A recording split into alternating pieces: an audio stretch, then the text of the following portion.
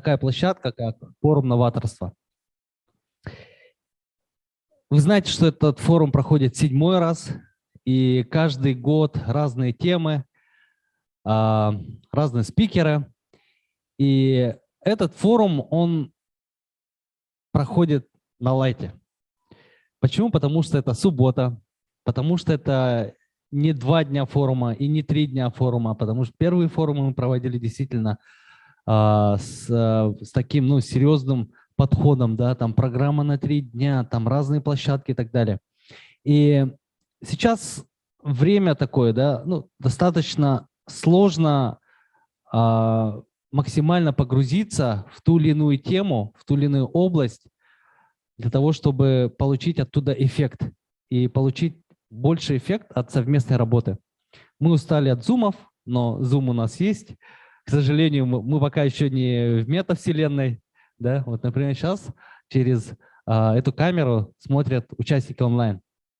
И в течение дня они будут тоже присутствовать с нами, они будут смотреть, они будут участвовать в проектной сессии, они будут слушать лекции, пленарную часть. И я думаю, что каждый получит по итогу этого дня пользу для своей работы, своей деятельности. И как минимум еще неформально пообщается с другими. И суббота, мы специально выбрали субботу и хотим сделать его таким легким с точки зрения такого досуга. Да? То есть это такой досуг. Это вот в удовольствие, значит, да? Не на форум, а прийти там о чем-то прям заумном, что-то нужно будет сказать, послушать заумные вещи. Нет, просто вот как бы пришли в субботу. Конечно, можно перед телеком полежать, отдохнуть, либо своими делами позаниматься. Я тоже иногда так делаю. Но вот этот день, он сегодня такой интеллектуальный. И мы узнаем новые знания, мы познакомимся. У нас есть доска контактов, стена контактов, и онлайн тоже есть. Потом Анастасия, модератор онлайн проектной сессии, потом покажет, где находится эта онлайн стена контактов. И мы знакомимся. Мы узнаем друг о друге больше. Карточки, там они говорят о том, чем человек занимается, чем может помочь и кого он ищет. Вот. И это будет наша общая база, потом мы дадим возможность посмотреть, вы можете сами сфотографировать, но еще посмотрим, может доступ сделаем, да, открытый. И я тут пару тезисов накидал, связанных с темой форума. Я их озвучу. Хорошо? Это будет вводная часть нашего форума. Еще раз говорю, здесь свободные места есть, не стесняйтесь. Кто хочет больше узнать, больше эффекта получить, можете сесть вперед. И если что, я вакцинированный, там все это, не бойтесь, да? Так, тема называется «Время изменений». Мы меняемся, жизнь меняется вокруг, да и все меняется, но люди меняются медленнее. И нам нужно действительно что-то сделать со своим сознанием. Тот человек, который открыт к изменениям, он меняется, конечно, быстрее. А есть люди, которые не меняются, а меняют. Их называют агентами изменений. Мы этот термин еще с первых форумов используем, но иногда для тех, кто в первый раз об этом слышит, думают, агенты, что-то такое слово, сразу ассоциация, там какие-то агенты, да? Сейчас иноагенты есть, агенты там каких-то служб есть. Вот, нет, это общепризнанный термин в той сфере, где люди профессионально изучают будущее, делают форсайты и в практической плоскости совершают определенные действия позитивные. И они меняют тем самым мир вокруг. Вот. И сейчас нам нужно больше находить полезной информации. И вот я убежден, что от знаний зависит развитие. Там, где нет знаний, там застой.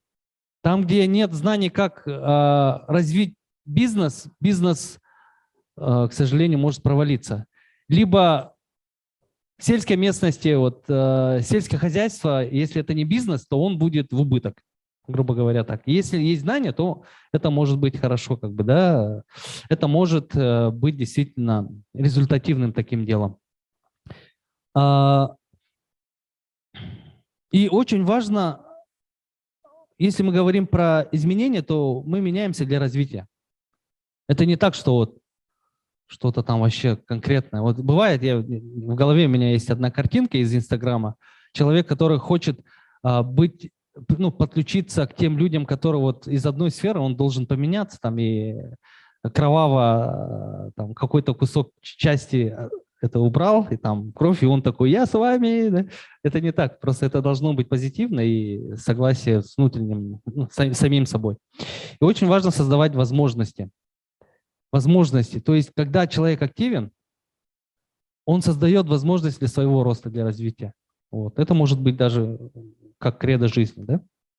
И действительно, ну, жизнь ведь всегда дает возможности для развития, для того, чтобы измениться. И особенно последние 2 года, не только из-за пандемии, но и в целом мы побочные тоже эффекты видим, и они тоже нас меняют, и это, в принципе, нормально, это хорошо.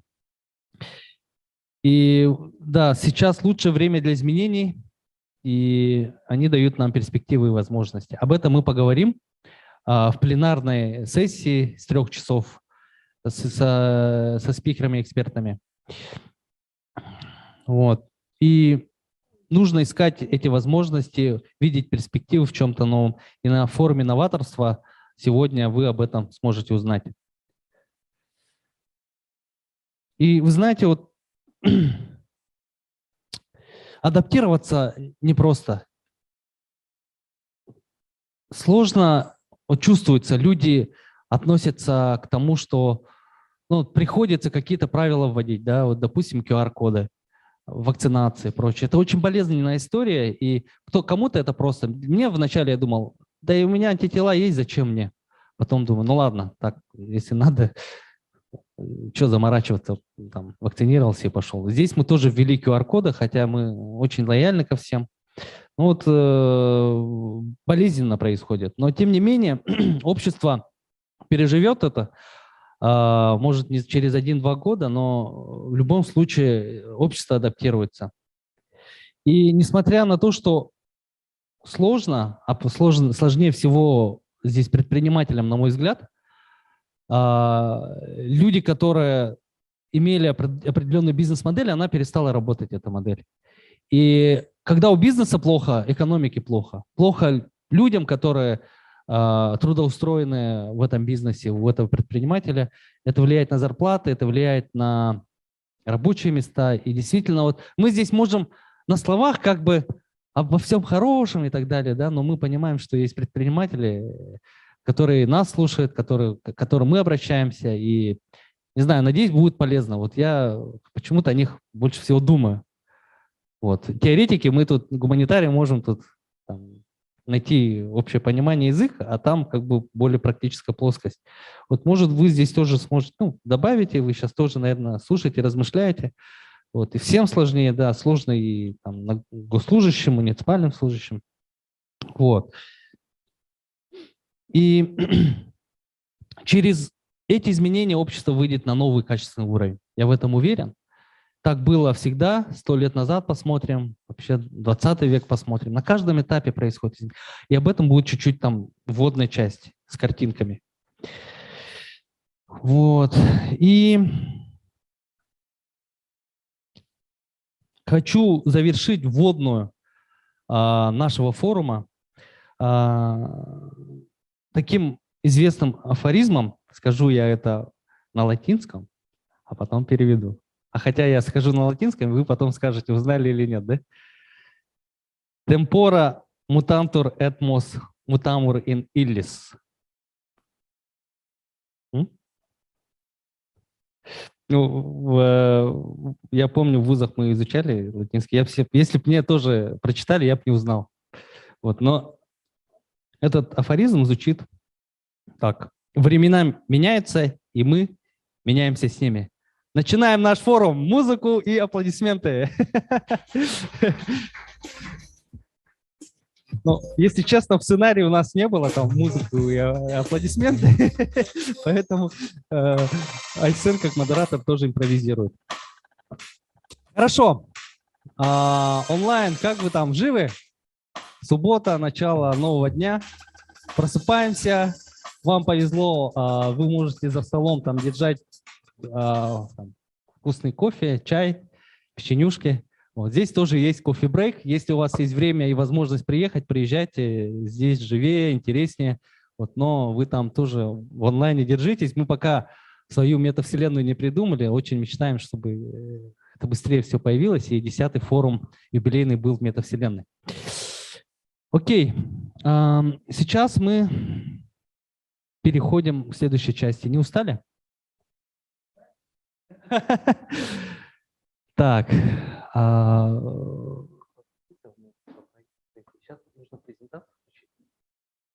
Ну, вообще, форум – это достаточно серьезная подготовка. Это командная работа, и с каждым годом мы все лучше и лучше. В условиях пандемии нельзя что-то масштабно сделать сильно большое. И мы понимаем, что сейчас, еще раз говорю, всем сложно как-то выделить время. Выделить время, там параллельные ВКС и прочее, они вот эффективность нашу снижает и мотивацию. Но очень здорово, что вы пришли. Вот. Новые люди есть, вот студенты есть, с кем мы работаем из АГАТУ, это молодцы прям. Из ИЗФУ есть целая команда научной деятельности занимается. Спасибо. Вот. Из Сеул есть, из Магарас и Шалагон горного района. Вот. Есть строители, есть экологи, ну, люди с активной жизненной позицией. Вот. И это здорово. И смотрите, сейчас я вам дам вводную перед тем, как мы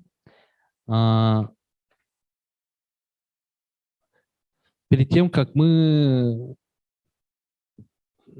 к проектной сессии. Это будет практическая часть, да? Давайте вот картиночку посмотрим. Можем, да?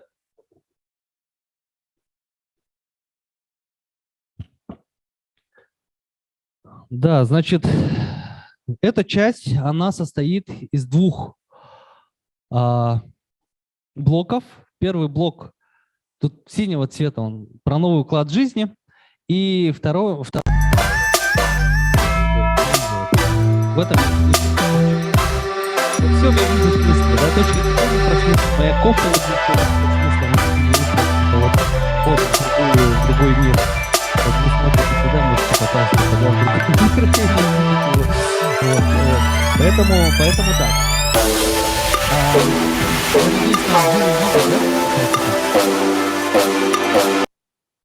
Так, ну, чипишь, да? Не идет, не идет. Нажми. Ага, вот. Это я нажимаю же, да? Отлично. Ну, давайте сейчас мы про современный формат поговорим, так как мы там заявили. Есть важная такая, ну, практическая часть. Ну, наверное, историческая, да, историческая часть. Раньше я об этом тоже говорил, рассказывал, но сегодня тоже об этом нужно сказать. И вот смотрите, издалека, может, не видно, будет 2 слайда про фазы исторического развития нашего социума. Вот здесь обозначены определенные признаки, характеристики, да? Вот здесь вниз идут. Здесь блок про архаичный период, традиционный индустриальный период развития.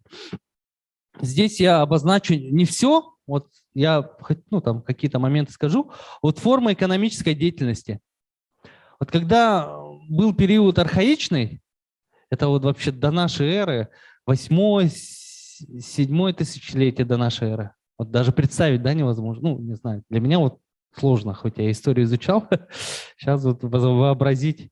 Люди занимались примитивными такими видами хозяйственной деятельности, это охота и собирательство.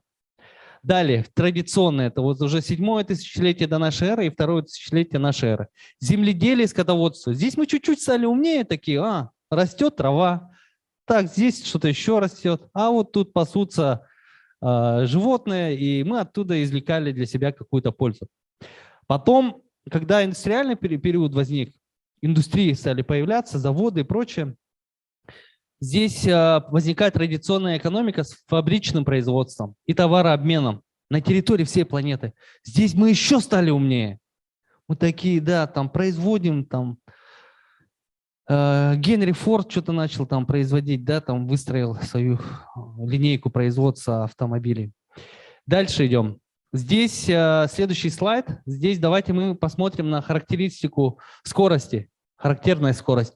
Вот когда был архаичный период, мы в сутки проходили около 30 километров на своих двух, да? Ну просто вот перемещались, вот. Ну это я про человечество говорю, под мы. Вот. А потом в традиционный период уже свыше 150 километров в сутки проходили. За счет чего? Как думаете? Вы знаете. Да, лошадей, верблюдов, да, оленей. Тоже научились ими как-то управлять, там, как-то использовать, да, для нашей жизни. Потом в индустриальный период свыше 1200 километров в сутки. Ну, само собой, это самолеты, вертолеты и прочее, да? Там поезда.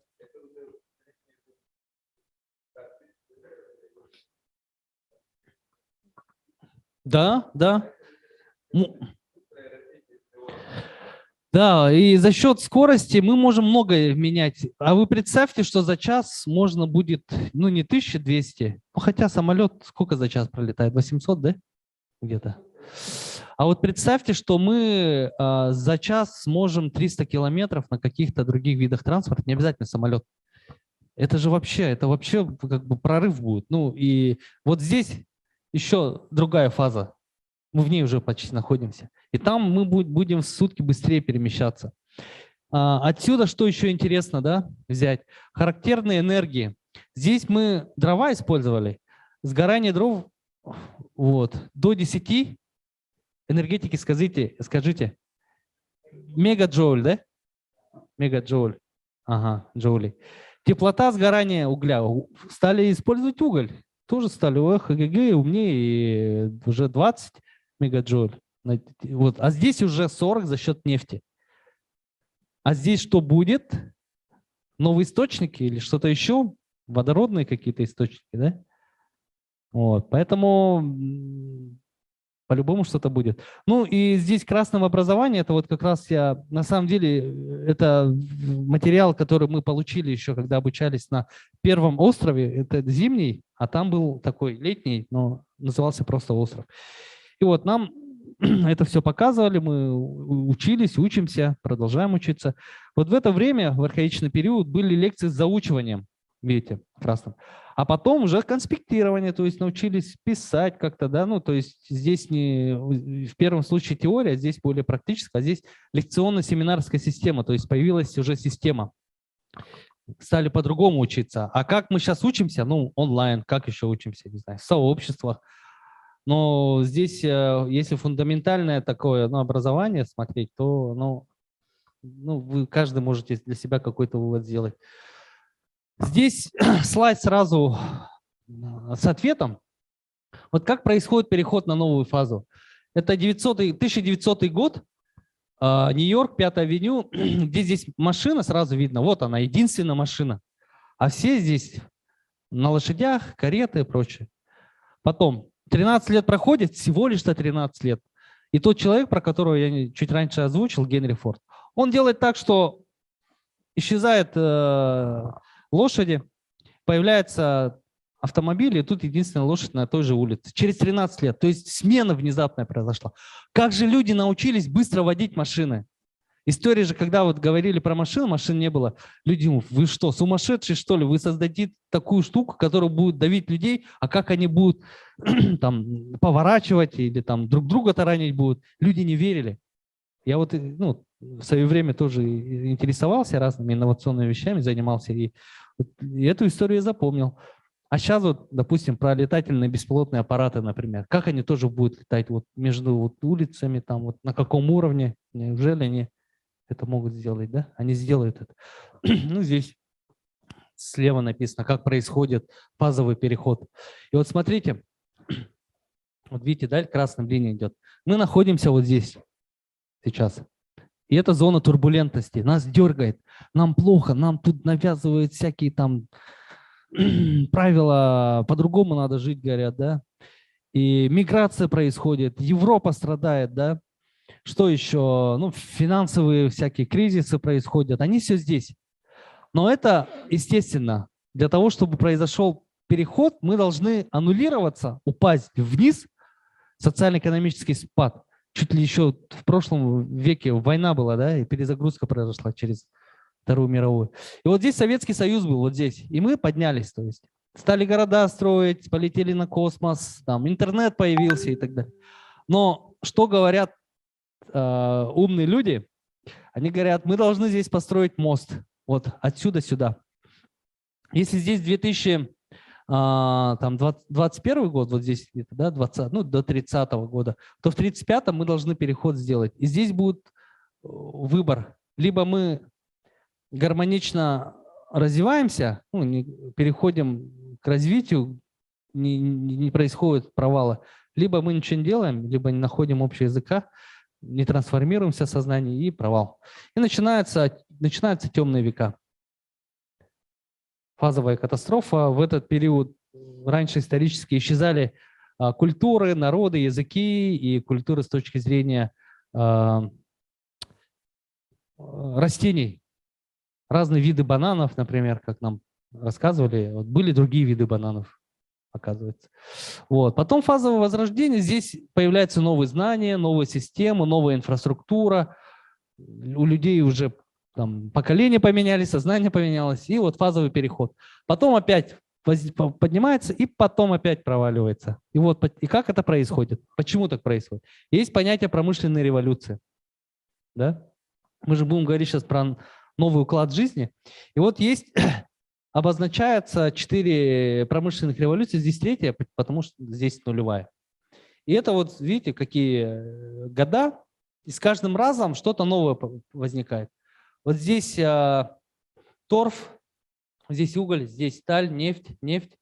Здесь возобновляемые источники энергии. Это вот в 2018 году, когда мы обучались, нам прям показали год. Вот сейчас мы где-то вот здесь находимся, в 2021 году. И 4-я промышленная революция, она, конечно, меняет нашу жизнь и влияет на другое понятие, как уклад жизни. Это вот больше про промышленность, понимаете же, да? Промышленность, индустрия. И сейчас мы находимся в 4-й индустрии, да? Индустрия 4.0, есть такое в мире понятие, и оно говорит о том, что вот есть датчики, которые позволяют делать так, чтобы там, где люди стояли, работали, там, принимали действия, решения, там их не может не быть.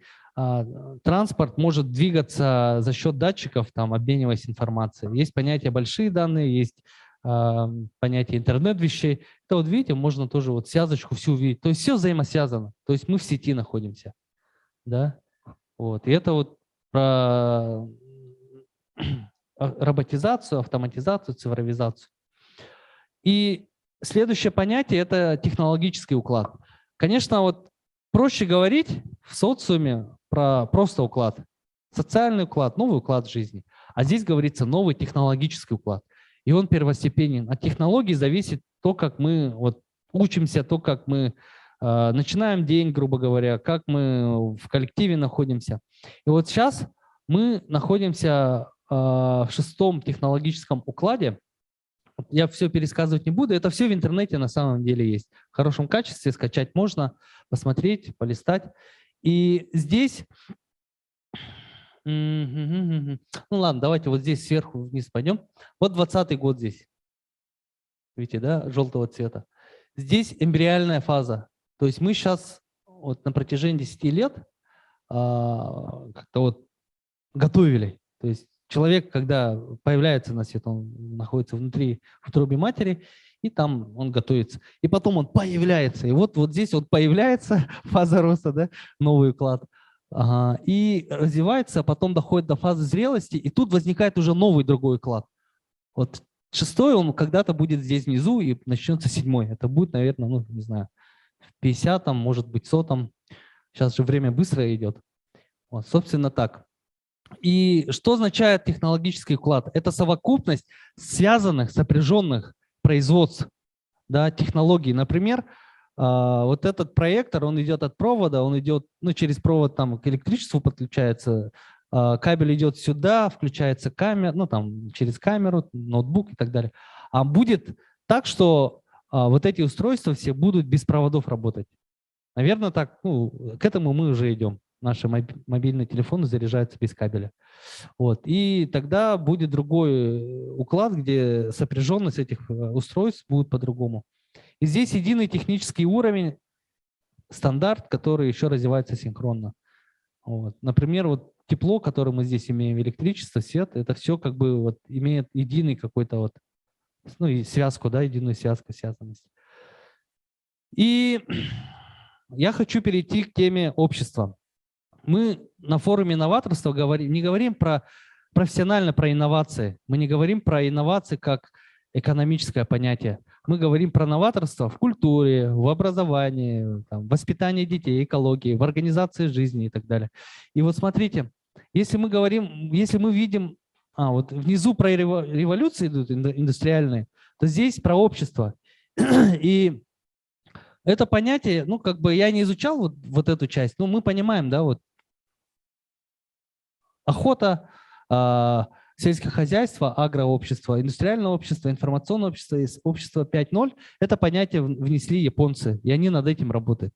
Они впереди планеты все, и в 90-х уже они такие роботизированные все были, да, грубо говоря, ну, жизнь. Вот. Но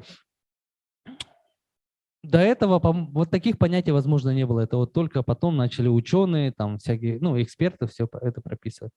И вот индустрии, промышленные революции и фазы развития общества.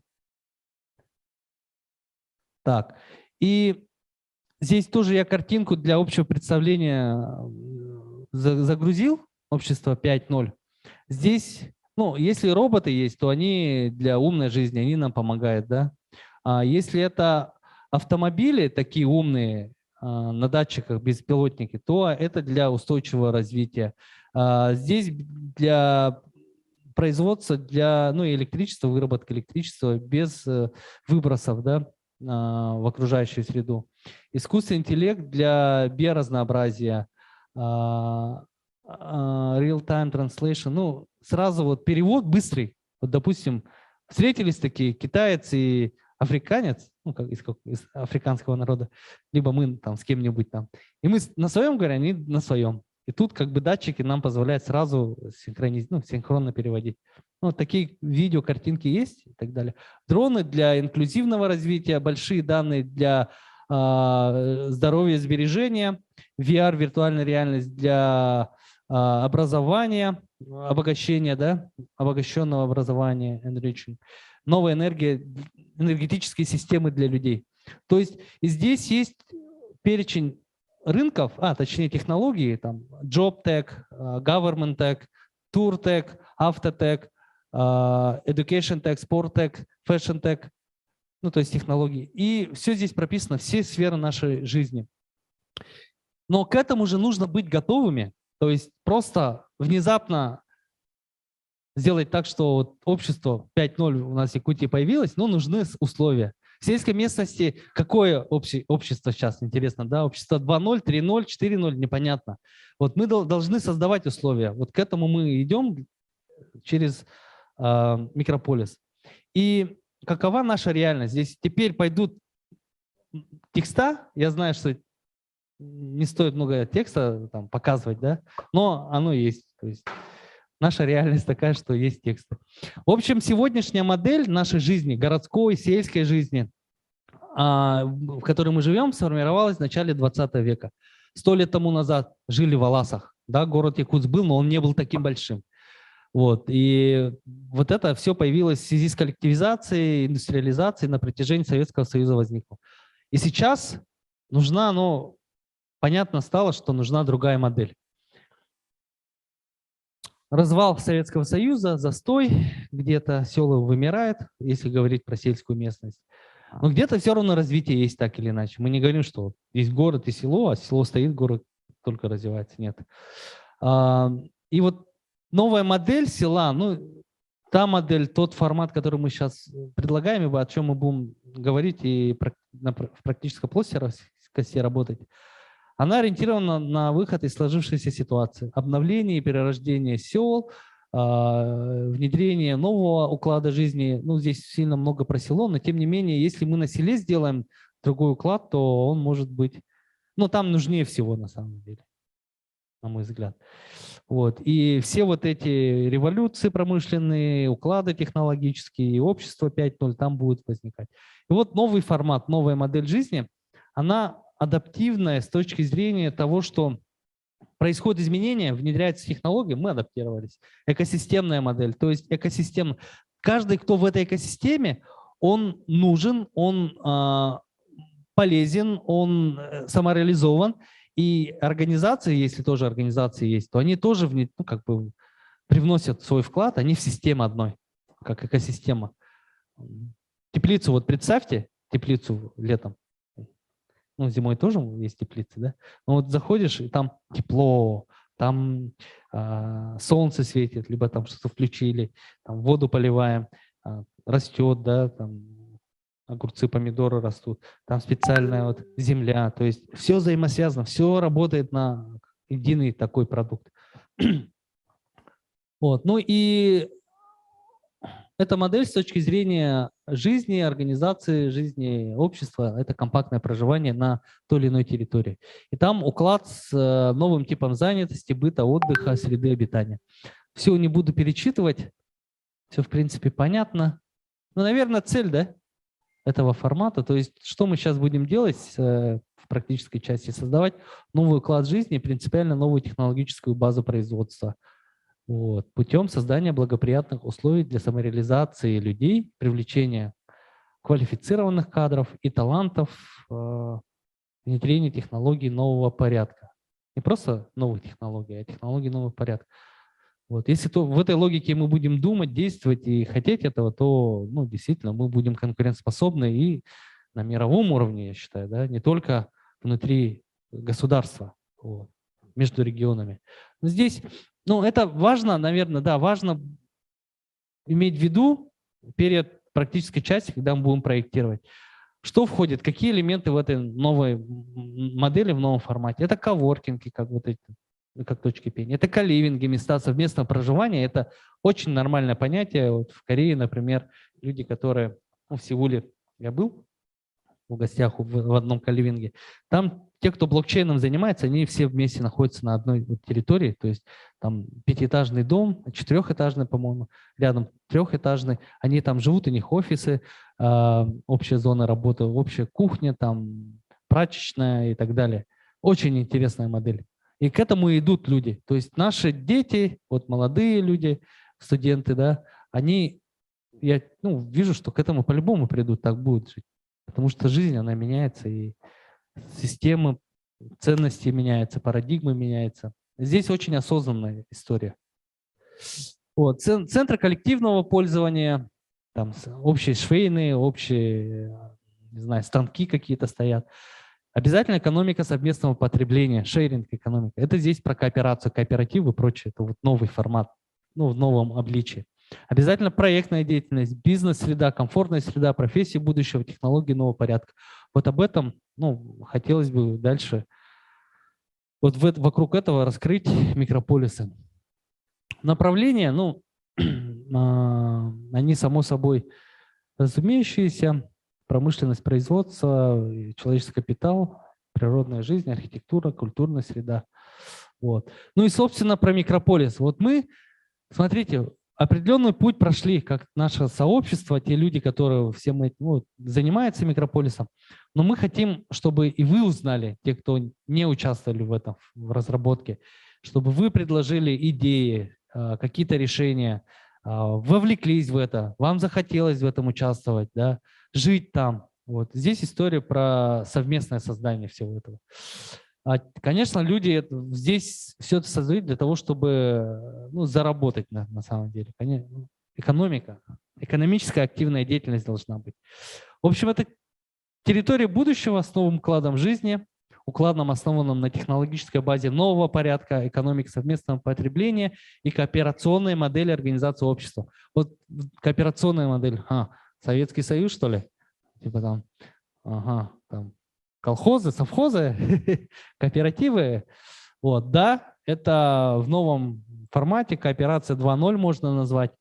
Вот, и действительно, вот в микрополисе мы это видим. И если представить, что микрополис появился, это населенный пункт абсолютно нового типа и формата. Представьте, мы знаем, что такое город, село, ПГТ, что еще есть. Какие-то еще форматы есть, зато закрытые территории, вот, административные, территориальные образования. Вот, и такое аутентичное, автономное, самодостаточное поселение. Микрорайон. Вот. 203-й микрорайон, представьте, сам по себе живет, там, типа, да, но, конечно, энергосистемы и прочее это на предыдущих таких технологиях. Вот. Но здесь надо нам научиться вот, как-то внедрить это все. Общались с Чемчоевым, известным ученым. Вот, не знаю, надеюсь, получится у него. И мы можем, надеюсь, быть полезны. Так. Ну и здесь, в этом микрополисе, человек реализует свой талант, свой потенциал. Тогда он будет счастлив. Он будет заниматься тем, чем он любит заниматься, там, где он может быть пригоден, грубо говоря. Да? Вот. И городской уклад жизни там должен быть. Такой, ну, потому что все к нему стремятся, но не всегда в городах комфортно. Так, шаговой доступности все учреждения. Вот чтобы я приехал на работу, мне нужно в минус 40-50 на такси отвезти одну дочь в один садик, другую дочь там, рядом с домом. И это на такси, и это время, это неудобно. А здесь нужно сделать так, чтобы было удобно. Ну, это я из своего примера. У вас, наверное, тоже похожие примеры есть. Там, работа далеко, дом далеко, магазин далеко. Но это не город, не село. Вот. Мы думаем, что в перспективе должны появиться отдельные такие специализированные микрополисы: агрополис, этнополис, IT-полис, промполис, спортполис, арктический полис, экополис, может быть, да. Ну, то есть, конечно, основа будет, но специализация какая-то на нем должна быть. И очень важно, чтобы там действительно люди жили с упором на экономическую деятельность. Не просто построил, приезжаю только поспать, приготовить еду, там семья моя есть, живет, да, и все. Нет, это должно быть все взаимосвязано, как в одной экосистеме. И должны производиться определенные блага в виде товаров, услуг, может быть, либо определенного условия жизни. Экополис, там все про экологичность. Мы смотрим на это как на пример и оттуда вбираем в другие полисы. И как создается микрополис? Это из другого слайда здесь. Ну, Сатабыл, это мы придумали для села Деринг в Чорапче, но микрорайон вначале с минимальными базовыми какими-то инфраструктурой. Дорога, электричество, тепло. Дома ИЖС построили, и мы живем в начале 5 лет. Ну, и даже можем не жить. Как бы здесь нет такого, что все, переехали, значит, ты в проекте, микрополис создаешь, живешь там. Нет. Вот. Но мы должны создать условия и перейти к поселению, чтобы люди поселились, постепенно поселились, все, чуть больше людей увеличивается, условия в виде школы, детсада, офисного помещения там и прочее. Кстати, баня, гараж это вот здесь в микрорайоне есть. А здесь чуть более сложная инфраструктура социальная. И дальше, через 5 лет, микрополис. Уже мы понимаем, ну, проработали там проектную документацию, мастер-план есть, инвесторы есть и так далее, да, и либо сами становимся инвесторами с точки зрения развития того или иного бизнеса, там обязательно уже предусмотрены кластеры. Вот я дальше пойду, забегая вперед, видимо, да? Окей, вот. Еще одно понятие. Вообще, если говорить профессиональным термином development, строительство, development недвижимости, да, то это про комплексное развитие территории. Это про привлечение специалистов, профессионалов из разных сфер, которые на практической плоскости работают и могут это воссоздать, да, скооперировавшись. И будет компактная комплексная застройка. Здесь картинка, это тоже из интернета. Мы обычно обозначаем, что это из проекта Spheric Town. Но это вот близко к нам, похоже на то, что мы создаем, хотим создать. Но здесь тоже эффективность энергопотребления, теплоснабжения, упрощение управления инфраструктурой, здания, сооружения по новым стандартам, умные дома, здания и прочее. И вот здесь я хочу сказать, слушал я, вот есть союз архитекторов, у них там председатели, да, или президенты, вот председатели, ну, зампредседателя, вице-председателя. Слушал, в середине ноября был 5-й Всероссийский форум «Города России 2030», и он говорит про индустрию жилого строительства жилья. Сейчас по старинке, говорит, вот надо, вот, не развита другая индустрия. Да, мы видим картинки, они хорошо выглядят, то все там, но его послушать, и вот там можно понять, что мы подразумеваем под этими зданиями и сооружениями. Это не просто умные системы умного дома, система умного дома. Это нечто большее, это очень удобно, очень все какое-то вот такое прям. Но сейчас не перескажу. Вот, поэтому мы выбираем все самые лучшие практики и то, чего даже, возможно, сейчас нет. Мы должны это создать. Внизу, с точки зрения развития инновационных типов экономики и новых типов предпринимательства, здесь мы создаем некий такой, в кавычках, бизнес-инкубатор. Да? Хорошо, тоже визуализация, разные типы домов, сектор такой, да, вот зависит от того, кто как хочет жить. Если человек холостой, приехал в проект поработать на 3 года, он живет в общежитии, грубо говоря, либо там коливинге. Ему не надо там брать коттедж, либо такой дом, да, большой. Это общая среда тоже похожа. Здесь наводки на социально-экономический эффект. Здесь потенциал людей в городах и селах и возможности появляется. Потенциал реализуется. Ну и переход на новый путь прогрессивного развития. Мы решили все базовые потребности на селе, и тогда уже все замечательно. Ну и где мы сейчас это все проводим, да? Мы форум новаторства это тоже создавали с определенной идеей. Мы предлагали город-спутник рядом с Якутском на Табагинском мысе, потом проект эволюционировался, мы смотрели Кангаласский мыс, потом там что-то еще, то, и мы пришли вот наконец-то к практической плоскости. Потребовалось порядка 7 лет. Да? Но всегда же любое дело через 5 лет дает эффект. Вот мы сейчас видим эффект. И вот Магарас были, наверное. Если не были, то слышали. Если проезжали минимум 100 километров примерно. Очень быстро мы доезжаем, через час. Это... Так, другую кнопку нажал, и у меня что-то не идет. Я, кажется, выключил. Да, и некоторые такие картинки. Вот это само село. И вот эта территория под начальном этапе микрополис 30 га. Здесь я говорил, представитель села Магарас из администрации, он же и будущий программный директор такого же пространства на селе, пространства развития Сайды. И вот здесь перспективы большие. Здесь пилорамы есть, здесь территория Сеха, здесь компания Саханага имеет свою ферму. Но вообще здесь можно развить в перспективе. Не обязательно же вот эти леса убирать и делать один большой там квадратный какой-то проект территории. А вот сама территория по 30 га. 3 участка, 3 кластера, сердцевинная часть – это жилье, то есть гараж, баня, школа, многофункциональный центр здесь будет, здесь сельское хозяйство, здесь место для отдыха, потому что здесь, вот видите, вот эта часть, озеро Гендар, озеро есть. И для интеллектуального бизнеса. Это креативный, инновационный, технологический, образовательный бизнес, да, например, это все вот в этой части. Это кластер такой, интеллектуальный бизнес. А здесь кластер туризма, торговли, вот внизу. Опять не идет. Может, следующий слайд? Да? Здесь более четко. Здесь Алас был. Алас. Эй! Летний Сайлык, ага, Сайлык. Вот, будем возрождать. Вот сама территория этого Сайлыка. У этой территории тоже там определенные периоды так развития идет, возрождение. Сейчас вот мы хотим возродить. Проводим регулярно встречи, работаем с администрацией, еще будут встречи.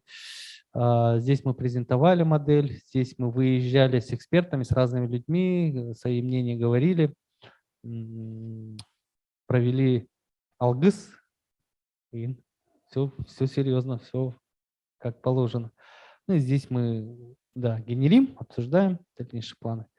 Вот, ну, собственно, это все. Вот вводная часть. Я, видимо, конечно, вышел за пределы того времени, которое положено.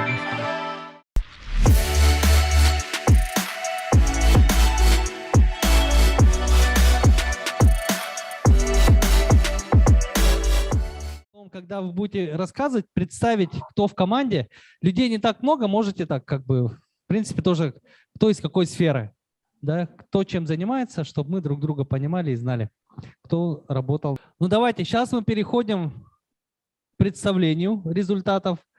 По направлению Микрополис, новая модель развития сельских территорий, приглашается представитель команды.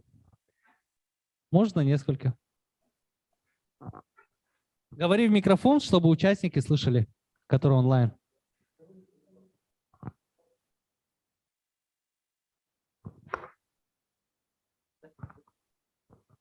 Здравствуйте. Наша команда в лице я, Ирина, представляю архитектуру, Ольга из МИЗО. Так, ребята у нас были из Магарас, Андриан и Геннадий. Институт физтех проблем Севера. Давай, Да. Оля, Вот, у нас было много, получается, и сейчас выбраны самые основные, за которые проголосовали другие участники. Это у нас устойчивое развитие, стратегия развития, мастер-план. Так, у нас получается новая модель развития сельских территорий, мы должны были придумать новую модель. Ну, то есть не придумать, а предложить, да, что мы хотим видеть в новой модели. Инвестиционная привлекательность, как идет, ну, основной, думаю, фактор для привлечения, для того, чтобы экономика росла села. То есть у нас еще получается устойчивое развитие. Могу немножко прояснить, что такое устойчивое развитие, кто не знает, да? Ну, туда относятся 3 основных направления. Это экономика, общество и экология, которые являются основополагающими для любого жителя, ну, мира, да, для комфортной жизни. Также в устойчивое развитие распределяется на 17 других направлений. Вот, и оно действительно включает все факторы, которые расписаны на другими командами. Но мы пришли к выводу, что вообще новая модель сельских территорий и не только зависит от кадров, то есть от человека. И действительно без знаний, без образования ни одно село, ну, оно не разовьется, не развиваться, то есть не будет. И поэтому наш самый главный стикер – это новый человек 5.0. То есть и его менталитет. Не менталитет, а именно образование. Каким образом это должны? Мы должны увеличить… Давай, Ира, расскажи. Да, новый человек – это человек, который получил воспитание, да, нового формата, обучение нового формата, ну, просвещение, да, то есть мы должны просвещать людей для того, чтобы менять их. И новая модель развития сельских территорий, конечно же, она невозможна без мастер-планирования. Это новый документ стратегического развития, да, это не просто генплан, это стратегически важный такой документ, который будет направлен на развитие там, на года вперед. Учитывая специфику каждого села, то есть возможности каждого. Да, и, пункта. Конечно же, мастер-план включает не только вот финансово-экономическую модель, да, развития, генплан, но и также какую-то уникальную, да, уникальный код территории, это вот дизайн-код, который мы разрабатывали уже, да, многим поселениям. И также на все поселения мы должны, ну, развивать эту тему. Так, ну, конечно же, цифровизация, должен быть умный город, умное поселение, умное село. Так, ну и, конечно же, важно, чтобы и логистика, транспортная доступность была. Вот, и без этого никак. Пришли еще к такому выводу, что Транспортная доступность. Тут еще были у нас наличие досуга, школы, да, сады. Ну, это основополагающее, оно должно быть везде. И, наверное, это уровень властей федеральных, региональных. Ну, то есть это должно быть интернет, транспортная доступность и инфраструктура, да? Вот основополагающее. Оно должно быть, поэтому мы не говорим, что будем модель включать в себя главную инфраструктуру. Это естественно, это должно быть обязательно. Без этого сейчас никто не проживет. Поэтому вот наше предложение – это то. Новый человек, новая модель сельчанина. Вот. Спасибо за внимание. Спасибо большое, да. Ну, вы знаете, темы же они такие относительно все пересекающиеся, идеи могут похожи быть, но просто здесь был фокус на то, чтобы подумать. Ну и новая модель без человека никак получается. Модель развития территорий, мы согласны, да, и в сельской местности вот создаются такие же точки, ну, по типу точек кипения, сельские пространства, да.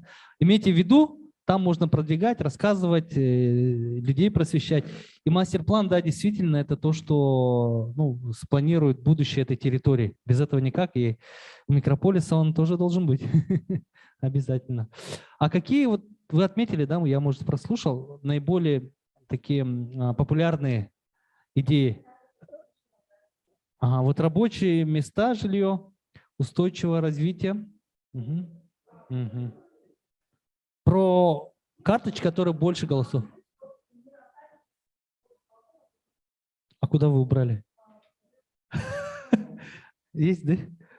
Ну мы будем иметь в виду, потому что нам надо будет их заклеить, оцифровать. 10 раз от отхода. Какой предложил? Да, можете сказать обратную связь. Именно вот по этому направлению. Видите, вот. Петр Тарасов. Я директор строительной компании. Да? Называть, наверное, не стоит, да? И вот это именно вот модель нового человека, да? То, что вы сказали, меня очень привлекло. Вот именно вся инфраструктура, да, все микрополисы нужны для этого же, да? Для нового модели человека. И так как вот я сказал, что занимаюсь строительством, да, и есть такое, что для масштабирования, да, для развития нужны кадры. И есть такая идея, чтобы наши мастера, да, компании могли выступать как, мастер-классы мы можем проводить, проще сказать, да, и переобучать квалифицированные кадры, например, вот в сельской местности. Например, для тех же людей, которые хотят сделать септик, например, и они не знают, как его сделать. Наши мастера показывают, как все это сделать, построить дом себе красивый, да, или же и они могут выступать, зарабатывать таким образом. Вот этот же микрорайон могут и строить. Конечно, люди должны уметь, многофункционально, наверное, должны быть, да, чем больше умеешь, тем лучше, типа такого. И просвещать надо, и дальше они могут даже зарабатывать на этом. Там же людей не хватает в сельской местности. Да. Есть знания, они пошли работать, есть заказ, там, и быстрее развитие пойдет. Да? Вот именно кадры, именно, чтобы жители были там. Хорошо, спасибо, Петр. За дополнение. Да, в развитии, вот есть комментарий в развитии, да, мы договорились не критиковать же, вот, да и в таком процессе не покритикуешь, наоборот, хочется, да, давай, да. Вот, поэтому здорово, что вот такой комментарий в дополнение вы говорите как практик, и тот человек, который, считает, и есть возможность, да, в этом поучаствовать. Хорошо, переходим к следующей части, точнее, к следующему направлению. Микрополис для решения социально-экономических задач. Прошу, кто?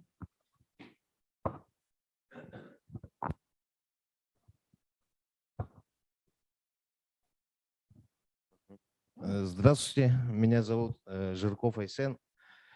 Сам я являюсь руководителем компании Сахагаз Консалтинг, также одновременно являюсь ведущим инженером Института физтехпроблем Севера имени Владимира Петровича Ларионова.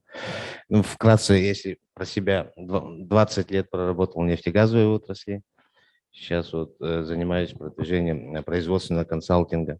Ну, наша команда состояла сегодня Мария, это представитель Горного Улуса, заместитель главы муниципального образования Шишологунской Настры, Борис, это руководитель компании по инженерным коммуникациям, и Аслан, студент первого курса АГАТУ. И сразу хочу вот про Аслана сказать, он очень большой молодец, первокурсник. Я говорю, я бы на первом курсе в субботу, наверное, спал бы после ночного нон-стопа, но он сегодня не просто пришел, он очень хорошие идеи продвигает. И да, ну, хочу сразу озвучить, похвалить молодого человека, что продолжаем, молодец в таком же направлении. И так, по нашим предложениям, да, вкратце. Сначала вот то, что мы сами предлагали. Я лично вот предлагал создание инженерно-технического центра в микрополисе для решения социально-экономических задач внешнего мира. Также у нас предлагалось очень тоже хорошее и интересное предложение. Это центр знакомств. Ну, центр знакомств, это предполагает расширение демографии. Все же начинается у нас, самый главный ресурс жизни – это люди. Без людей мы никуда. И вот Аслан, наш молодой человек, он предлагал центр сельского хозяйства, так как он и студент АГАТУ, и он уже практикующий бизнесмен, семейный бизнес у них по свиноводству в Нерюнгри. И он даже уже сам ходил в Министерство сельского хозяйства с предложениями. И надо человека поддержать. Я сам лично тоже, ну, сейчас с контактом обменяемся. Я чем могу, тем помогу, посоветую. И первое, ну, топ в наших предложениях это занял кластер производств ремесленного направления от Бориса. Ну, Борис... Предложение Бориса и мое, в принципе, переплетаются, поэтому Борис предложил, лучше давай ты выступи. Ладно, хорошо, я согласился. И кластер производств подразумевается направленности. Ну, то есть у нас в регионе, в республике очень талантливые во всех направлениях люди живут. Если мы берем, допустим, тут сказано ремесленного направления, ну, как пример, все мы знаем, что у нас ремесленники и хорошие производства якутских ножей, хомусов и так далее. Очень много, многогранный спектр. И тут же вот, мое предложение, инженерный технический центр, заключается в чем? В том, что, как я сказал, у нас много сегодня инженеров, много бизнесменов, предпринимателей и много людей с науки. И вот эти три составляющих, они всегда должны быть вместе на сегодняшний день. Почему, для чего? Так как тот или иной, допустим, предприниматель, занимающийся по той или иной отрасли, у него очень хороший практика применяемые, всегда есть инструменты и методы. Если берем мы инженеров в любой отрасли, ну, самый, допустим, как газовик, у любого есть тоже наработки по применению в наших условиях, в условиях Крайнего Севера. А наука, она как общая составляющая, сила движущая, она должна все эти предложения оформить, организовать, и тем самым мы свои предложения формируем в единый центр, в едином центре, и затем можем предлагать с нашего региона уже вовне. То есть, когда к нам сегодня приходят в регион те или иные гиганты компании, они должны пользоваться нашими практико-применяемыми уже наработками, которые обработаны не просто практико-применяемыми, а обоснованы и с научной точки зрения. Ну, вкратце как-то так. Спасибо за внимание. Спасибо вашей команде. Ну, может, есть дополнение, предложение вот из команды. И может, да, вопросы есть. Вопрос на развитие. Ну, много, да, действительно, здесь голосов я вижу за туризм. Центр сельского хозяйства, кластер производства ремесел. Так. Ага. Ну, вот эти наиболее там по 5-6 голосов. Есть ли дополнение? Нет, да? Идем дальше тогда. Хорошо, спасибо большое. Мы сейчас услышали про социально-экономические задачи, которые решает микрополис. Следующее – это среда жизни и инфраструктурные решения. Команда в лице двух спикеров.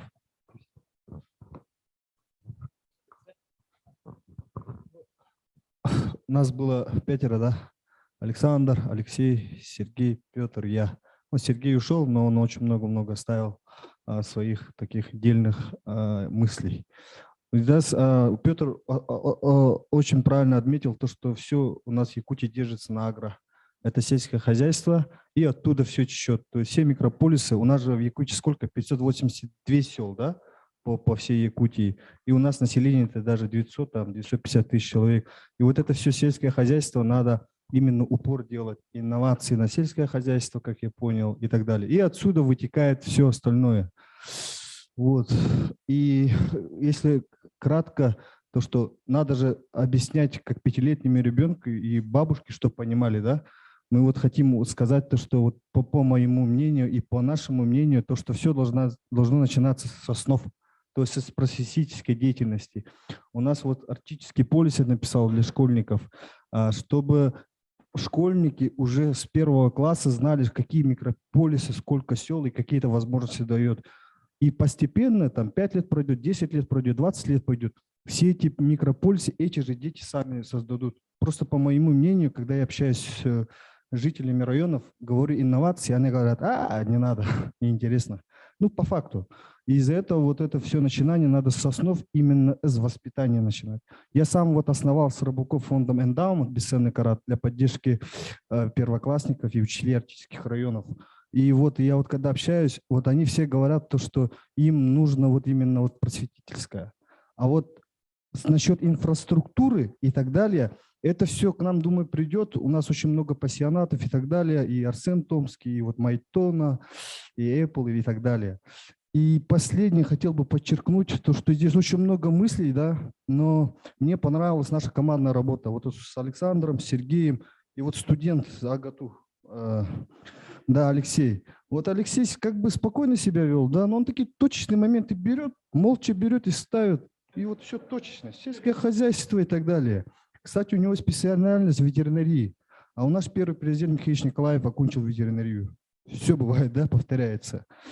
Вот как-то хотел кратко сказать, то, что, чтобы вы поняли, то, что у нас, к сожалению, очень много мыслей, нету каких-то точечных, но мы поняли то, что все решает воспитание молодежи, то есть школьников, именно с детства. Вот хотели именно сказать. Вот теперь.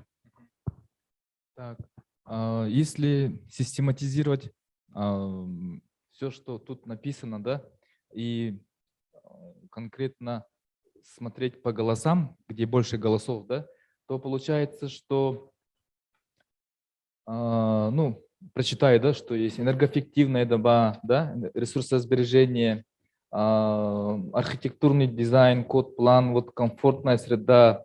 Все для инфраструктуры мы понимаем, что административные центры нужны, да, нужны развлечения, лечение, медицинские. Вот если все это систематизировать, что нужно? Да, могут быть разные микрополисы, да, и они могут быть друг с другом связаны. И они могут быть, ну, микрополис, кто-то работает в другом микрополисе, да, но у каждого есть, например, детский садик, да, у каждого есть централизованное газоснабжение, водоснабжение. И именно в этом понимаем мы, что инфраструктура, да, она должна быть, как сказать, запланированная заранее, что именно в этой ветке микрополисы будут развиты, и что из города Якутска можно поехать вот в этот микрополис, и там, например, какой-то культурный центр, да, можно отдыхать, можно там лечение проходить, можно образовательные, да, можно запланировать именно вот та среда, которая там будет жить, да, может обслуживать все, вот, городскую среду, чтобы там могут быть даже вот такие места, которые круглогодично тепло и комфортно. Вот как, ну, Арсен Томский вот предлагает вот эти купольные дома, да, и, например, есть же опыт у других стран, когда в Дубае очень жарко, когда они под землей ходят например, в дневное время, да, чтобы не было так сильно жарко. И у нас зимнее время тоже можно организовать такое, думаю. И там могут, ну, даже пальмы расти, да, вместо того, чтобы лететь далеко куда-то, там свой какие-то оазисы именно стран, которых хотят посетить. Венеция, да, Дубай, вот это, Париж, все это там сделать внутри в теплом месте и круглогодично посещать это место. Туризм развивается. И сам тоже продвигал нашу культурно-этническую тему, да, чтобы у нас тоже наш Олонко центр, ну как-то Олонко парк, чтобы Олонко ленд там был тоже, присутствовал. Да, ага. И вот все зависит от, как в первом варианте, да, было сказано, что от нового человека, да, что кто там будет жить, да, именно кадры. И поэтому вот все, что здесь было сказано, ну, как систематизировано. И вот в конце хотел ровно вот пару секунд насчет Петра, да. У нас сколько? Раз, два, три, четыре, да, 5 вот площадок было. Он относился реально к тому, что мы вот это все воплотим. Не просто там писали, да, и так далее. Да, я даже просто так иногда писал. Он реально вот с настроем то, что все воплотит. Вот из этого наша отличается от всех, то, что как-то хотим реально. Он именно строит, он показывает как будто от фундамента, и вот крыша появляется. Спасибо. Ага. Спасибо вашей команде. Да, среда жизни, но это первостепенно. Какая среда, таков и человек, наверное. Да, в какой среде мы находимся, так и мы как бы живем, думаем, действуем. И, ну, то сказанное, взаимосвязанность этих микрополисов, их действительно должно быть много. Не один, куда вот съехались там умные, интеллектуальные, креативные, а остальные вот как бы, да. А везде они такие должны быть, и они должны влиять на окружение. Это не история, не должно превратиться в историю, как с фильмом «Иллюзиум», по-моему, называется. Где вот там как спутник поселение рядом с планетой, да, на территории Земли там просто работают как бы, ну, ресурсы, к людям относятся как ресурсы, так не должно быть.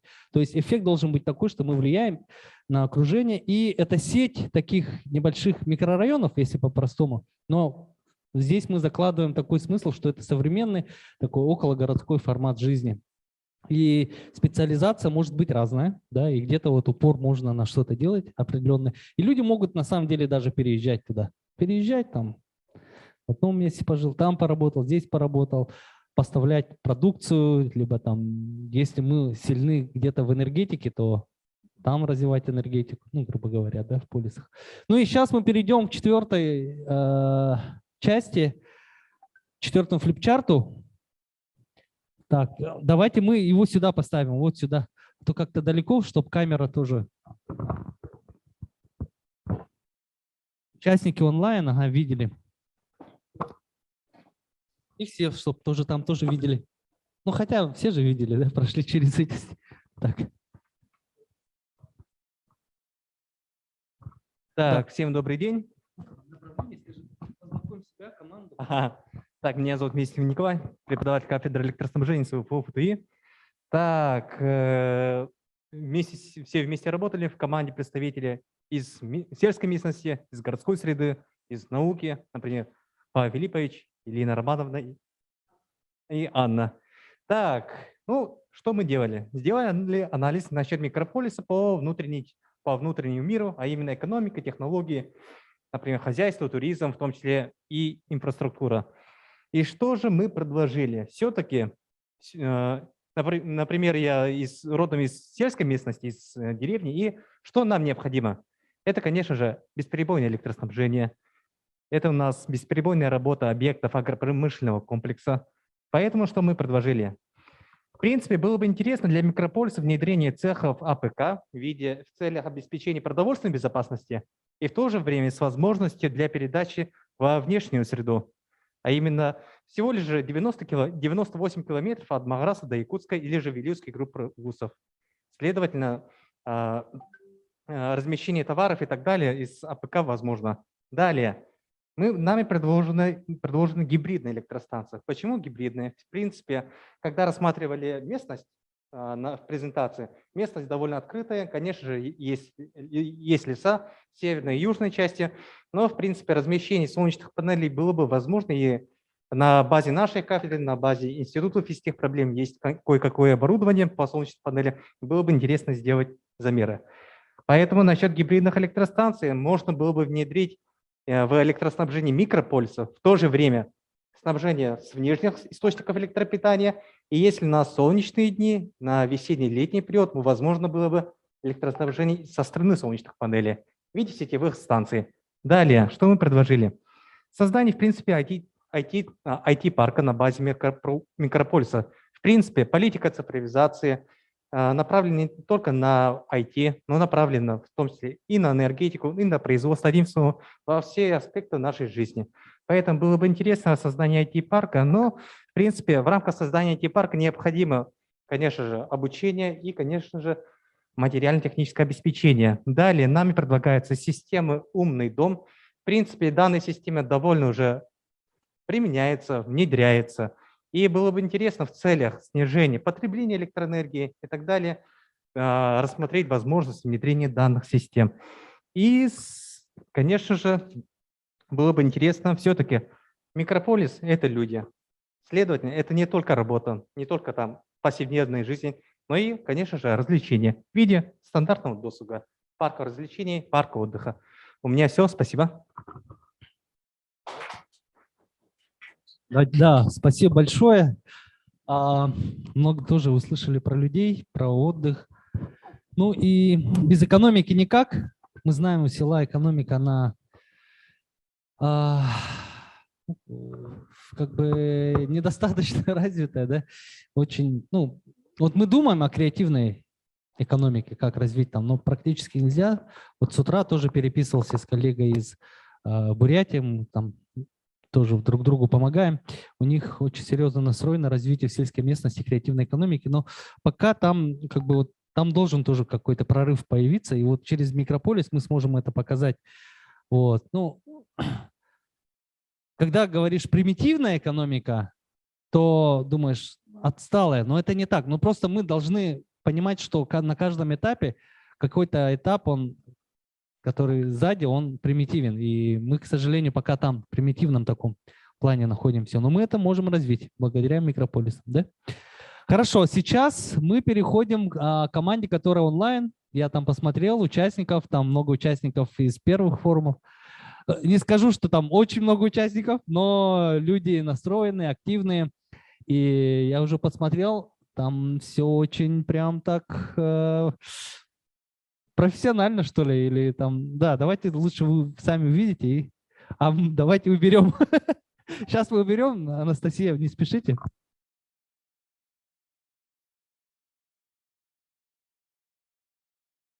Меня слышно, да, сейчас?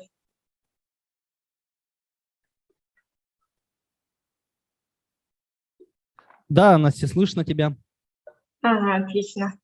Рада приветствовать всех участников, которые сидят в офлайне. Мы тоже здесь, с онлайна, тоже параллельно работали вместе с вами. У вас есть карточки нетворкинга, у нас есть тоже здесь своя доска, но есть такой небольшой плюс, то есть мы можем добавить еще плюс фотографии нашей картиночки для визуализации. Итак, кто же с нами работал? У нас был представитель АГАТО Дмитриева Валентина, у нас был заместитель директора ИРПО Алексей Загоренко, к сожалению, его вызвали на совещание, поэтому ему пришлось отлучиться. Так, Николаев Алексей, который, к сожалению, тоже отключился. Ну, есть такая болезнь, да, в онлайне, когда здесь никто вас не обязывает сидеть, поэтому в любой момент человек может выйти по каким-то проблемам, возможно, это технические проблемы, поэтому справлялись как могли, скажем так. У нас была Куня Хлопкова, менеджер по юридическим сопровождениям ОНО «Индустрия будущего», и даже был представитель, не представитель, а участник из Москвы, у которого на момент начала форума не было даже 6 утра. Вот, тоже отдельно похвально. И переходим к другой доске. У нас тоже была такая своя мини-виртуальная маркерная доска со своими стикерами. У нас есть даже картиночки для визуализации. И сейчас приглашаю Валентину, которая будет представлять результаты нашей работы. Здравствуйте, дорогие участники данного мероприятия.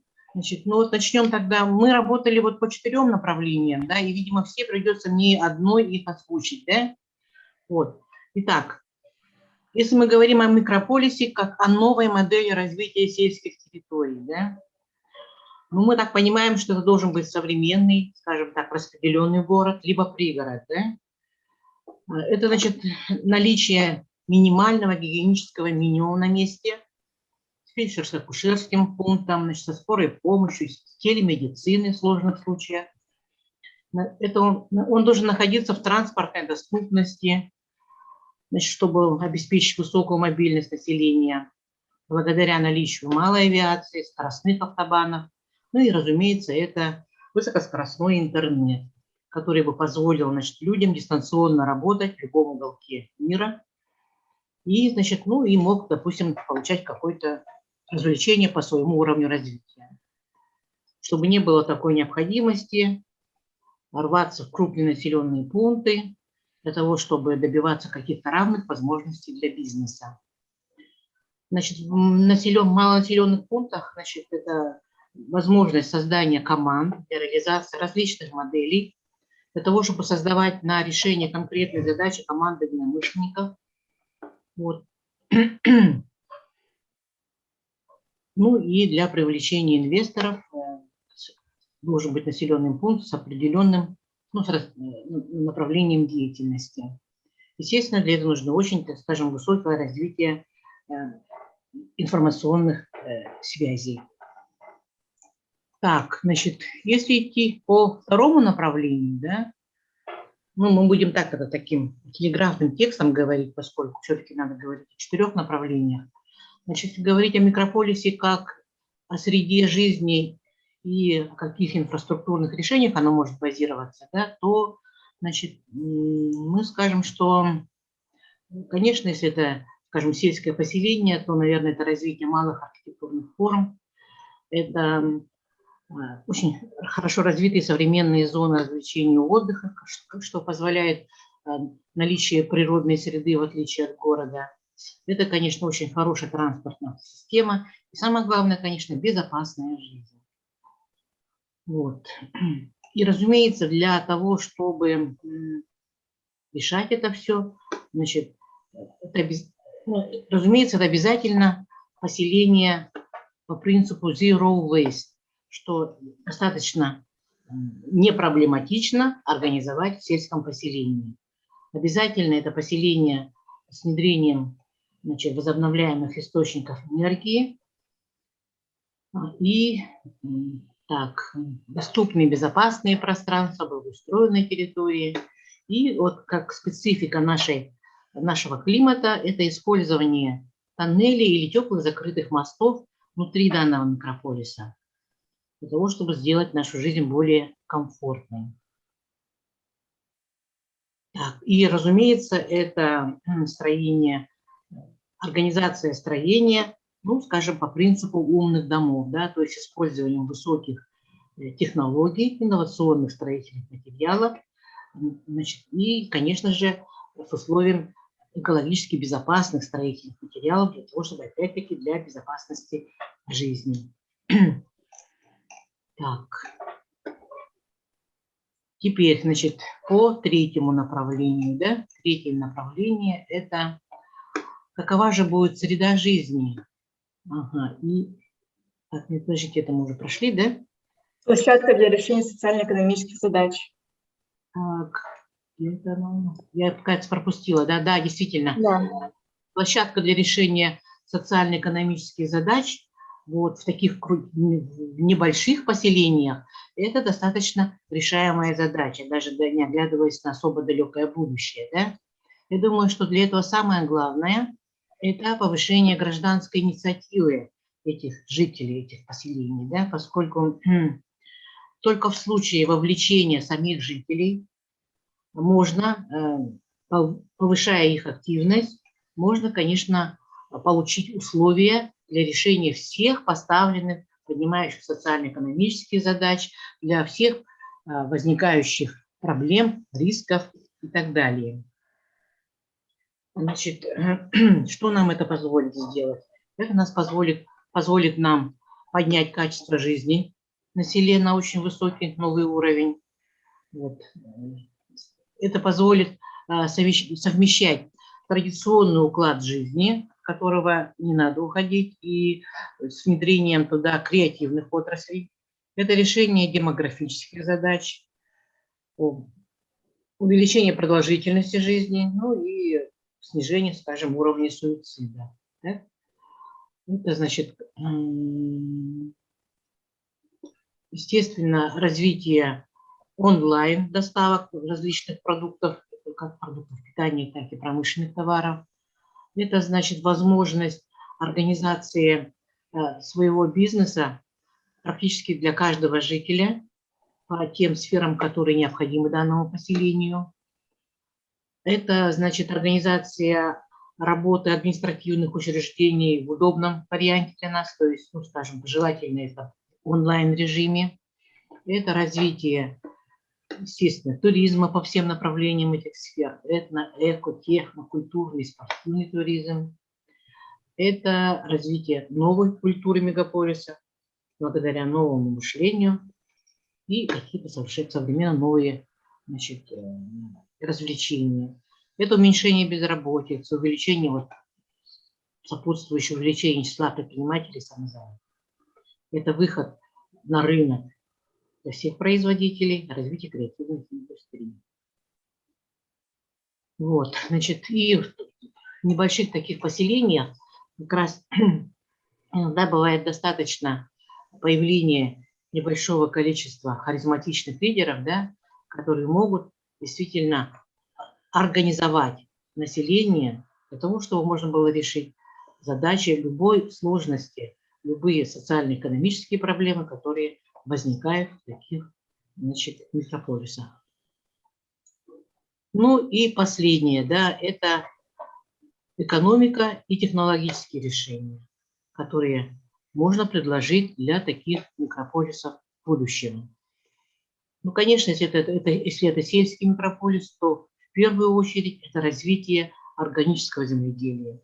Это безотходная модель ведения сельского хозяйства, которая лежит в прокрустовом ложе устойчивого развития. Это обязательное применение роботизированной сельхозтехники. Это выращивание экологически безопасной продукции, что является сейчас главным трендом в мире. Это высокая заработная плата, которая будет адекватна размеру труда этого селянина. Значит, это обучение кадров и внедрение креативных отраслей в сельском хозяйстве, значит, промышленный дизайн, IT, геймдизайн, реклама, кино и развлечения, мультипликация. Ну, можно это расширить, конечно, этот список. Это обучение кадров в суперкампусе, то есть, значит, это общеобразовательные дисциплины, СПО, наука и плюс вышка. Очно и дистанционно. Слава богу, пандемия позволила нам это направление развивать. Значит, почему? Потому что из-за транспортной доступности это производить достаточно дорого, а инженерный дизайн и креативная индустрия дают высокую добавочную стоимость и не зависят вот от этого очень важного компонента экономики, как транспортной доступности. И, значит, благодаря вот этим новым современным информационным технологиям приобщение каждого селянина ко всем мировым культурным ценностям. Это, значит, посещение лучших театров мира, музыка, живопись, музеи, прочее и так далее. Вот это относительно, значит, вот этих решений.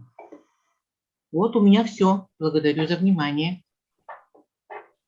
Давайте похлопаем. Угу. Нам было сложно работать, поскольку мне, например, лично было очень технически сложно заполнять вот эти вот все шаблончики и так далее. Но, тем не менее, мне кажется, мы с определенной степенью справились с задачей поставленной. Да, здорово, здорово. На самом деле очень хорошо представили, прям донесли. Мы тут следили за экраном. вот пытались вчитаться, но то, что вы рассказывали, это было, ну, уже все понятно. А скажите, вы где работаете, в какой сфере? Я работаю в АГАТУ. В АГАТУ. Ага, хорошо, АГАТУ прям активно участвует. Спасибо огромное. Да. Ну и, Настя, ну давай ты как в завершение что-нибудь скажешь тоже? Какие ощущения в онлайне? Жаль, конечно, что у нас не будет кофе-брейка. А так, в целом, работа прошла очень продуктивно, да, вот как я уже вначале говорила, единственная болезнь, сложность в плане того, что мы не можем следить в присутствии участников, то есть если вы в офлайне сидите, вы не можете просто взять и уйти, да, а у нас тут, ничего не сказав, просто отключить Zoom, как бы это легко, в этом плане было немножко сложно. Вот, а так, в целом, у нас прошла очень продуктивная работа, как вы видите, мне очень понравилось. Супер, У нас, супер, кстати, здорово. здесь, кстати, Да. был участник, Алексей, вот замдиректора ИРПО, который должен был очно присутствовать на мероприятии, но из-за того, что у него сегодня планы менялись, ему удалось подключиться онлайн, что Да, очень хорошо. к сожалению, мы сейчас, да, несмотря даже на выходные все, ну мы-то здесь с удовольствием проводим время, как бы, да? Вот, а там людям иногда, да, по работе надо быть там, сям, но тем не менее, здорово, что Алексей поучаствовал, и Алексей действительно активный участник, в другие были предыдущие форумы тоже участвовал. Вот, и рассчитываем, что и вы дойдете до конца, то есть мы 10 форумов должны провести, после 10-го будем думать, может возьмем перерыв, то есть наша задача довести вот основную идею из года в год, развивая, и чтобы в практической плоскости это воплотилось, то есть микрополис начал появляться. Ну, давайте завершать тогда. Здорово, что у нас есть такая возможность онлайн, используя инструменты, такие как Padlet, вот сейчас видели, тоже совместно работать так же, как и здесь в офлайне. В дальнейшем вы можете взять на заметку, либо, если очень надо, нас попросить, чтобы мы вам тоже поспособствовали в использовании в вашей деятельности такого инструмента, как Padlet. И ну, мы прям по таймлайну идем чуть-чуть дольше. Сейчас перед завершением хочу сказать, что вот чувствуется усиление этой идеи. Это большая такая, ну, сильная идея на самом деле. И при общении, и ваш интерес, вы все профессионалы. И на этой территории, не только в одном населенном пункте, в других можно вот это внедрять. Свои проекты, технологии, показать лучшие передовые практики. Этого очень не хватает. И, к сожалению, не везде инфраструктура готова в том, чтобы попробовать что-то новое. И здесь, вы, как сами тоже понимаете, это, ну, как создавая новую инфраструктуру, можно внедрять все новое, что невозможно внедрить в нынешних условиях. И, конечно же, каждый может стать частью этого микрополиса. Это не так, что вот идеи услышали, такие, хоп, сейчас мы тут напишем, это будет микрополис. И нет, вы дополняете, это совместное создание. Да? И через приобщение, через проектную деятельность вы можете стать частью. В любой роли, не обязательно в профессиональном вот плане, можно как просто родитель сказать, а вот школа должна быть для моего ребенка такая-то, такая-то. Давайте вот подумаем, да, вот, или детский сад даже. Вот, ну, собственно, все. И доска контактов, сейчас Петр, да? Доска контактов, мы видим, там 5 карточек заполнили, чуть позже можете записать. Следующее, вот сейчас мы уйдем на перерыв, следующая пленарная часть будут эксперты, они будут онлайн, то есть у нас гибрид, нет такого, что сейчас приедут, ну, как бы сами понимаете, сейчас сложнее что-то затратное делать, да, поэтому мы пока вот, да, онлайн. И очень ждем вас, рассчитываем, что у вас и после обеда запланировано участие в мероприятии, друг на друга смотрят, улыбаются. Почему? Потому что, ну как-то достойно надо представиться перед нашими экспертами приглашенными, показать, что есть действительно заинтересованные люди. Поэтому мы вас будем обязательно ждать. Вот здесь неподалеку можно пообедать. Петр? Как вы сказали, что вот микрополисы, да, и можно это реализовать в районах, да. Я как человек системный вижу реализацию, да? Не то, что вижу, а мы начали действовать. А то, что вот, ну, обсуждаем, да, то, что можно сделать так, это, конечно, хорошо, да, но реально мы в секторе строительства, да, и строим вот частные дома разных вариантов, да, деревянные, каркасные, да, каменные. И получается, что мы можем масштабироваться. Наши мастера – это эксперты, которые имеют за собой багаж более 30 лет. Да? Например, мастер-бригадир может обучить, как делать углы. Да? Ну, в основном все умеют. Могут, можно перейти на якутский, да? Ага. И, конечно, что хорошо мы видим спрос, да? Есть много примеров того, что люди хотят, например, сделать комфортную жизнь у себя, да? И для этого у них есть средства, да, возможности, но нету навыков и умений. А у нас это есть. И мы можем это в виде, внутри нашей компании реализовали такой проект, как наставник, центр наставник. Они приходят к нам, и мы проводим мастер-классы, профессиональные мастер-классы. И любой желающий, кто работает, да, и даже кто безработный, может зарабатывать на этом. И у нас они могут стать нашими строителями, повышать свой курс, ну, проходя курсы, повышать свою квалификацию. И по всей республике могут у нас быть специалисты, и они могут идти кадрами уже в сферу строительства, на государственные объекты, ну, повышая свою квалификацию. Спасибо, Петр. Ну, на самом деле здорово, это такая, скажем, не каждая компания будет тратить время на вот, как бы обучение других квалификаций и делать так, чтобы там другие пошли, делали то же самое, что они, наверное, да? Ну, то есть вы создаете такую модель, когда компания, она развивается через других людей, развивает других, скажем так. Ну и делитесь опытом. Здорово. Хорошо. Смотрите, у нас остается не так много времени на обед. Вот. В 15 часов мы рассчитываем, что вы будете здесь. Если не получается, вы нам скажите, мы вам ссылку отправим прямую на Zoom, чтобы онлайн можно было послушать, поприсутствовать, поучаствовать. Хорошо? Вот. Спасибо за эту часть работы. Да, встретимся сейчас чуть попозже. Продолжим.